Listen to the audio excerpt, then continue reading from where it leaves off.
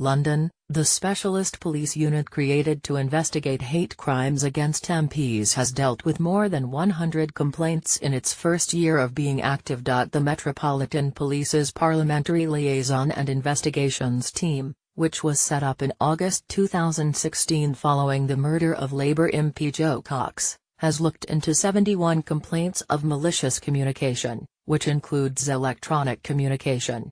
The unit has also dealt with 15 thefts, 7 allegations of criminal damage, 5 reports of harassment and 4 of racially aggravated harassment from August 2016 and July 2017, according to The Guardian newspaper.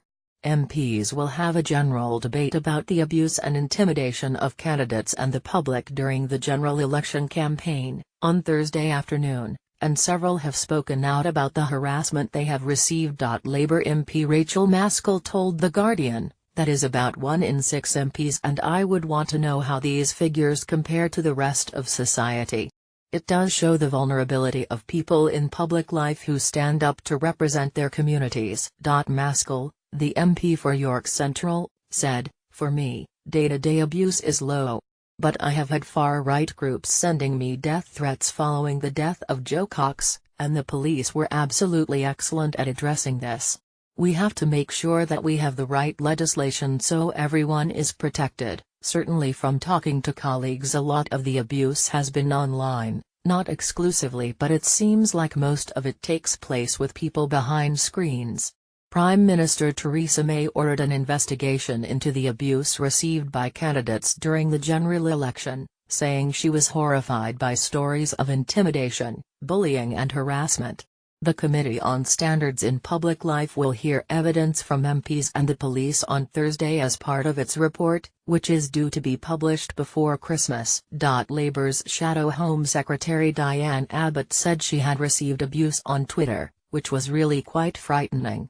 Abbott said, "When I say abuse, it's not people saying I disagree with you about nationalising the railways, it's people calling you a bitch, it's people threatening acid attacks, it's rape, it's death threats."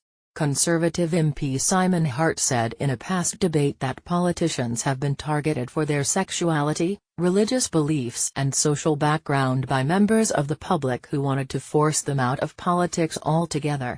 Deputy Labour leader Tom Watson said that the numbers of reports were shocking but sadly not surprising. He said, "A number of our colleagues have been threatened with violent retribution if they voted in a particular way. We cannot let intimidation undermine our democracy in this way." Harassment and bullying on social media is not unique to MPs. These figures show why big platforms like Twitter and Instagram have got to get their house in order. A spokesperson for the Committee on Standards in Public Life said, "Hearing reports of intimidation experienced by parliamentary candidates, MPs and others, it is clear that too many individuals in public life have had experiences that nobody should have to go through.